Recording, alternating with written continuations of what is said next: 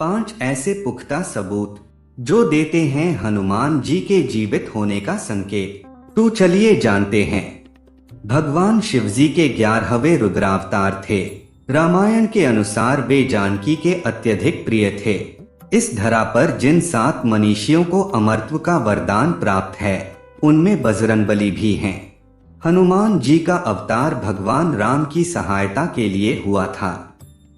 रामायण में यह लिखा हुआ है कि माता सीता ने हनुमान जी को कलयुग तक अमर रहने का वरदान दिया था, और यह भी वरदान दिया था कि वो एक ही समय पर अनेकों जगह पर हनुमान जी उपस्थित रह सकते हैं। ऐसा माना जाता है कि धरती पर जहाँ भी राम नाम का सुमिरन किया जाता है, वहाँ वीर बजरंगबली पहुँच जाते हैं। फिर चाहे भेष बदलकर ही पहुँचे, लेकिन पहुँच जाते हैं। आज हम ऐसे सबूत लेकर आए हैं जिनसे यह 100% साबित हो जाएगा कि हाँ, हनुमान जी जीवित हैं और धरती पर ही कहीं न कहीं विचरण कर रहे हैं। इसके साथ साथ यह भी साबित करेंगे कि हनुमान जी के जीवित होने के ये हैं 5 पुख्ता सबूत, जिसे जानकर होश उड़ जाएंगे। हनुमान जी कोई बंदर नहीं हैं। यह सही ज्ञान की कमी के कारण सभी ने मान लिए हैं। सभी को अपने धर्म की सही जानकारी देनी होगी, इसीलिए इस वीडियो को पूरा जरूर देखें और अपने सवाल कमेंट में जरूर लिखें। हनुमान जी को बंदर कहा जाता है। सबसे पहले आप जान ले कि वानर का मतलब बंदर नहीं होता है। वानर का अर्थ होता है वन में विचरण करने वाला, यानी कि जो जंगल में जो रहता है। वैज्ञानिकों ने भी ऐसी प्रजातियों के बारे में रिसर्च की है जिनकी शारीरिक बनावट बिल्कुल हनुमान जी जैसी या रामायण में दर्शाए गए वानरों के जैसी थी। वैज्ञानिकों के मुताबिक इस प्रजाति के लोग दक्षिण भारत में और श्रीलंका के जंगलों में रहते थे। अब ये प्रजाति विलुप्त हो चुकी है। वानर कुल के लोगों के पास सुपर पावर होती थी और इनका शरीर एक पहलवान के समान होता था, और हनुमान जी का जन्म इसी वानर कुल में हुआ था। यह मान सकते हैं कि वानर कुल के लोगों के फेस की बनावट बंदर के समान होती थी, लेकिन वह बंदर नहीं थे।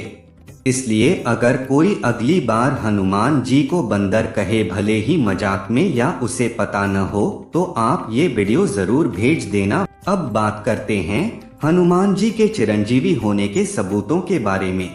भगवान श्री राम का जन्म त्रेता युग में हुआ था। रामायण इसी युग में घटी थी। हनुमान जी का जन्म भी इसी युग में वानर कुल में हुआ था। रामायण के बारे में थोड़ा बहुत तो आपको पता ही होगा कि कैसे श्री राम ने हनुमान जी और वानर सेना की मदद से रावण का अंत किया। उसके बाद क्या हुआ कोई नहीं जानता, यह आपको हम बताएंगे। लंका विजय के बाद श्री राम ने कई वर्षों तक अयोध्या पर राज किया। हनुमान जी की राम भक्ति देखकर माता सीता ने उन्हें अमरता का वरदान दे दिया। धीरे धीरे त्रेता युग की समाप्ति हो गई और भगवान विष्णु के अवतार श्री राम जी अपने वैकुंठ लोक वापस लौट गए, यानी कि श्री राम ने अपना शरीर त्याग दिया। इस बात से हनुमान जी बहुत दुखी हुए और वो भी दक्षिण भारत की ओर निकल गए। उन्होंने निश्चय किया कि वो अब जंगलों में ही रहेंगे। उनकी यात्रा के दौरान वो एक कबीले में कुछ दिनों के लिए रुके थे। इस कबीले के लोगों ने हनुमान जी की बहुत सेवा की। उनकी सेवा भक्ति से प्रसन्न होकर हनुमान जी ने उन्हें आत्मज्ञान दिया।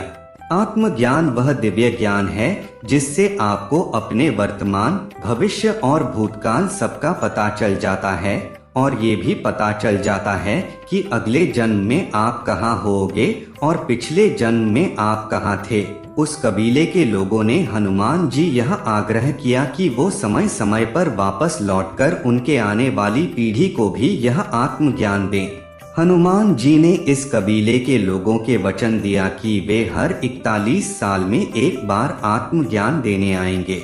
बहुत सालों तक इस कबीले के बारे में किसी को पता ही नहीं था, लेकिन कुछ सालों पहले विदेशी वैज्ञानिकों ने इस कबीले को ढूंढ निकला। उस कबीले के लोगों ने बताया कि हर 41 साल के बाद एक वानर रूपी आदमी हमारे कबीले में आता है। उस कबीले के पास से संस्कृत भाषा में लिखे ताम्रपत्र भी मिले हैं। पूरी दुनिया से कटकर रहने के बावजूद भी उस कबीले के लोगों का रहन सहन, संस्कृति और बुद्धि किसी संत से कम नहीं। कबीले के लोगों ने यह भी बताया कि वो उनके पूर्वजों को एक मंत्र दिया था और कहा था कि यदि तुम इस मंत्र का जाप करोगे तो मैं रोशनी से भी तेज गति से प्रकट हो जाऊंगा। उसके बाद आया द्वापर युग, जिसमें हुई थी महाभारत।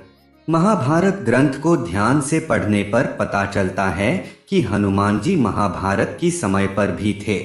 महाभारत ग्रंथ में कई बार हनुमान जी का जिक्र किया गया है। द्वापर युग में हनुमान जी ने एक बार अर्जुन का घमंड तोड़ा था और एक बार भीम का घमंड तोड़ा था। इन दोनों कहानियों का उल्लेख महाभारत में दर्ज है। महाभारत के युद्ध में श्री कृष्ण के कहने पर हनुमान जी ने अप्रत्यक्ष रूप से अर्जुन के रथ पर विराजमान रहकर पूरे युद्ध के दौरान अर्जुन की रक्षा की थी। अगर हनुमान जी अर्जुन की रक्षा नहीं करते तो कर्ण उन्हें कब का मार देता। द्वापर युग के समाप्त होने पर आया कल युग और इस युग में भी हनुमान जी के जीवित होने के पुख्ता सबूत मिलते हैं। सन 1600 में तुलसीदास जी के समय हनुमान जी ने उन्हें साक्षात दर्शन दिए थे, उन्हें रामायण लिखने के लिए प्रेरित किया था। तुलसीदास जी एक अज्ञानी मनुष्य थे, फिर उन्होंने रामायण जैसा ग्रंथ कैसे लिखा, यह एक सोचने वाली बात है। दरअसल हनुमान जी ने उन्हें भी दिव्य ज्ञान प्रदान किया था जिससे वे उस काबिल बन पाए और उन्होंने रामायण जैसा महाग्रंथ लिख डाला, व नहीं, यह एक सोचने वाली बात है। दरअसल हनुमान जी ने उन्हें भी दिव्य ज्ञान प्रदान किया था जिससे वे उस काबिल बन पाए और उन्होंने रामायण जैसा महाग्रंथ लिख डाला, नहीं तो उन्हें कैसे पता चला कि त्रेता युग में क्या हुआ था। इसी प्रकार बहुत से संतों ने हनुमान जी के दर्शन का दावा किया है, जैसे सत्य साईं बाबा, स्वामी रामदास, नीमकरोड़ी बाबा, राघवेंद्र स्वामी और ऋषि माधवाचार्य। ये सभी संत बहुत ही सिद्ध हैं और इनकी शक्तियां देखकर देश विदेश के लोग उनसे प्रभावित हुए हैं। नीमकरोड़ी बाड़ा के फॉलोवर में सबसे बड़े नाम फेसबुक के मालिक मार्क जुकरबर्ग का है। ये तो हो गई भारत की बात, अब जरा अमेरिका की बात करते हैं। अमेरिका में लोगों ने बहुत बार मानव रूपी एक विशालकाय जीव को देखा है जिसे उन्होंने बिग फीट का नाम दिया है और अमेरिका में माया सभ्यता को, जो हजारों साल पुरानी है, को एक मंकी गॉड की पूजा करती हैं। इस मंकी गॉड की प्रतिमा एकदम हनुमान जी जैसी ही लगती है। भारत में है हनुमान जी के पैरों के निशान। हमारे देश में कई जगह बड़े बड़े पैरों के निशान आज भी मौजूद हैं जो किसी इंसान के तो बिल्कुल भी नहीं हो सकते हैं। तो क्या ये हनुमान जी के पैरों के निशान हैं? आप अपने मन की बात कमेंट में जरूर बताएं।